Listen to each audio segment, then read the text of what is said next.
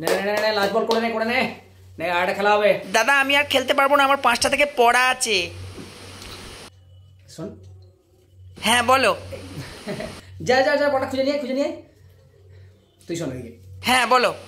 তোর মতো বয়স না আমরাও পেরিয়ে এসেছি। এই যে এত বড় ব্যাটসম্যান দেখছিস, কি করে হলাম? খেলার প্রতি পরিশ্রম আর আগ্রহের জন্য। তুই খেলা বাদ দিয়ে পড়া দেখাচ্ছিস। আমার কাছে কি নেই? একটা চাকরি ছাড়া। আমি খেলে আজকে এত বড় হয়ে গেছি ছোটবেলা থেকে। তুই যে কাউকে জিজ্ঞাসা কর, প্রত্যেকটা বয়সের খেলা আছে আমার। এই আমি কখনো পড়তে গেছি? তোরা কি বলতো পড়ার মাঝে মাঝে খেলিস, আমরা কি করেছি জানিস?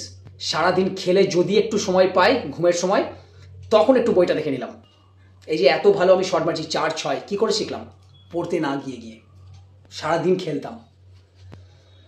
তুই চাস না যে এইভাবে ব্যাট করি? হ্যাঁ চাই তো, কিন্তু মা বাবা। কোনো কিন্তু নয়, পড়াশোনা বাদ দিলে তবেই খেলায় মনোযোগ দিতে পারবি।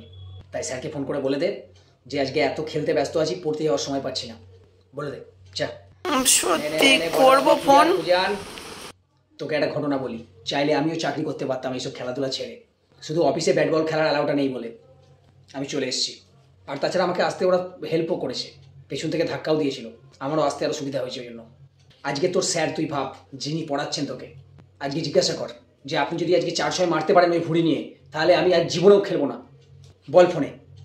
আর তুই শুনে রাখ, বিকেলবেলা পড়াশোনা করে আজ পর্যন্ত কেউ মেডেল পায়নি, আমি মেডেল পেয়েছি। আমার বাড়িতে গিয়ে দেখে আয়, কালকে 4টে কিনে এনেছি।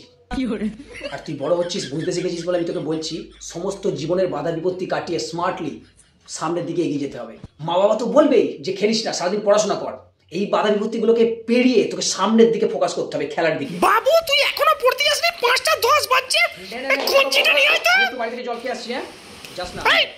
এই ছুটবি না, চল বাড়ি চল। সেটাকে বলছিলাম যে খেলতে চলে এলি পড়তে না গিয়ে। না গো মা, ওই দাদাটা আমাকে বারণ করলো পড়তে যেতে। ওই দেখো পালাচ্ছে, ওই দেখো।